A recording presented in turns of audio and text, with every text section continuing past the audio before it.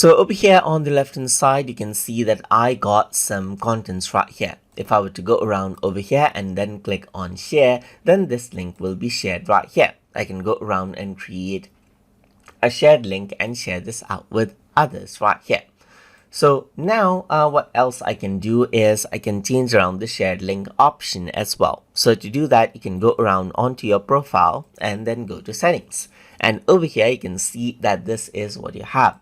If I were to go around over here onto data control, then you can see the shared links around over here and click on manners and you'll be able to see the shared links right here.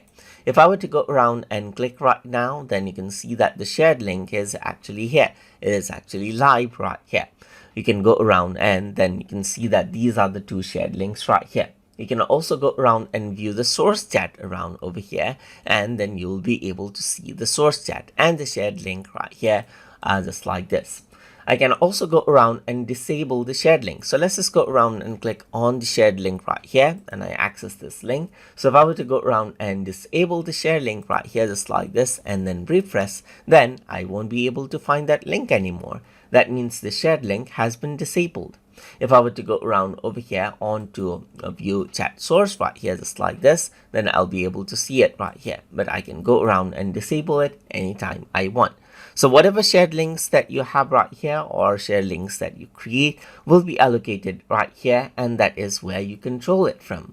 And that is how you can work around with the shared link options inside of ChatGPT. So I hope you guys learned something as always. And as always, please like, comment, share, and subscribe.